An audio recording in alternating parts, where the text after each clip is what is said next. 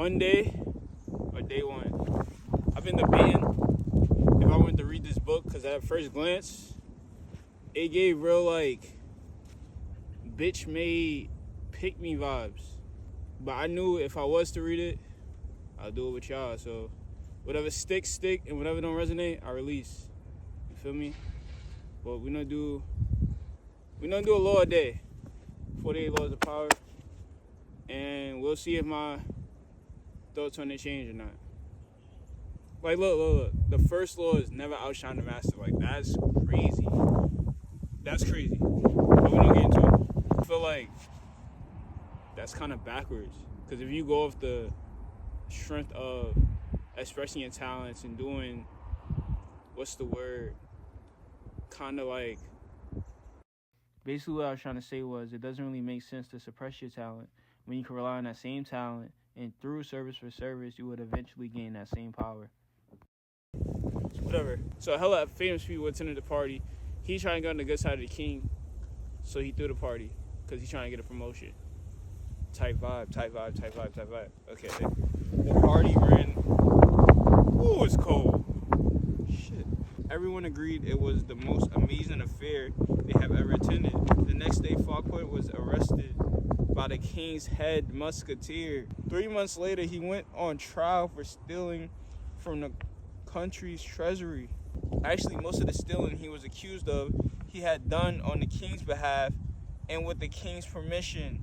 Farquaad was found guilty and sent to the most isolated prison in France, high in the Pyrenees Mountains, where he spent the last 20 years of his life in solitary confinement. So you telling me he did all this to impress the king?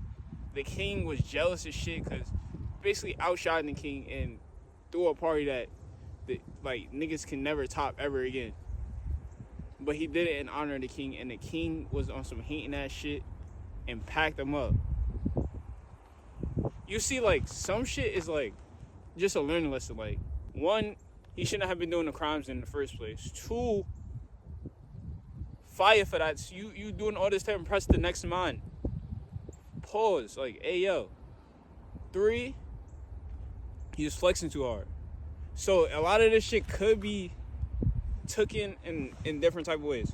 Okay, let's go into the interpretation. Louis the 14th, the Sun King, was a proud and arrogant man who wanted to be the center of attention at all times. He could not countenance being outdone in lavishness by anyone, and certainly not his finance minister. To succeed Farquaad, Louis chose Jean-Baptiste Colbert, a man famous for his parsimony and for giving the dullest parties in Paris. Colbert made sure that any money liberated from the treasury went straight into Louis's hands. With the money, Louis built a palace even more magnificent than Farquaad's, the glorious palace of Versailles. He used the same architects, decorators, and garden designer. Louis hosted parties even more extravagant than the one that cost Farquaad his freedom. When the evening began, Farquaad was at the top of the world. By the time it had ended, he was at the bottom. That is absolutely insane. There must be an easier way, though. Yeah. Ooh. A new strategy in the 16. I said ooh, not because of the book. I said ooh because y'all couldn't feel it, but it's cold as a bitch. Remember the following: never take your position for granted, and never let any favors you receive go to your head. Knowing the dangers of outshining a master, you can turn this law to your advantage. First, you must flatter and puff up your master. If you are more intelligent than your master, for example, seem the opposite. Make him appear more intelligent than you. Act naive. Make it seem that you need his expertise. See what I mean by people pleasing and bitch made ass shit? It makes sense. But I don't think this should be the right way about going about getting power. But maybe the act of power, maybe it's worth the power. I'm not too sure though. But maybe the act of being a bitch made ass nigga and a pick me might have its. Nah, I don't preach this type shit. Believe in yourself and be great. Fuck whoever got a problem with it. If they gotta come do something to you, let them come do something to you. That's how I feel personally. But yeah, in all of these cases, it is not a weakness to disguise your strengths. If in the end they lead you to power. See, that's what I was thinking. Cause it's not like you're just doing it in front of the king or the. Yeah. So if the person in power, the master. If you're only doing it in front of the king or the person, yeah, I'm not using the master word. That's crazy.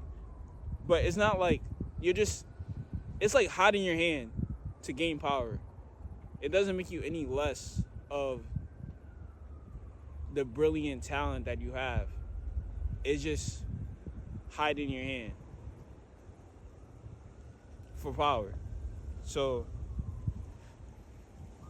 it don't seem that crazy. By letting others outshine you, you remain in control instead of being a victim of their insecurity. If, like Galileo, you can make your master shine even more in the eyes of others, then you are a godsend and you will be instantly promoted. Reversal, you cannot worry about upsetting every person you come across, but you must be selectively cruel. If your superior is a fallen star, there is nothing to fear from outshining him. Do not be merciful. Your master had no such scruples in his own cold-blooded climb to the top. Gauge his strength. If he is weak, discreetly hasten his downfall. Outdo, outcharm, outsmart him at key moments. But if your master is firm in his position, yet you know yourself to be the more capable, bide your time and be patient. It is the natural course of things that power eventually fades and weakens. Your master will fail someday, and if you play it right, you will outlive and someday outshine him. This is why you don't judge a book by its cover, literally. It's some important stuff to take from here, and I could see how it could be taken negatively or positively, but at the end of the day, what stick, and what don't resonate, I release. That's law day one day or day one. We got through the first law of power, and it wasn't too bad. It was a good read. I don't even normally read out loud because I feel like I'd be more focused on trying to sound correct than digest the content of what I was reading. But I feel like taking my time and really digesting it was like, I don't know, I feel like I did better than I usually do. So yeah, thank you for watching. I don't know if I'm ever gonna post this or not, but you feel me? You choose, bro. You say you know do something, do it. And yeah. That's it, man. We out here in the cold, too. It's cold as fit, man. Oh!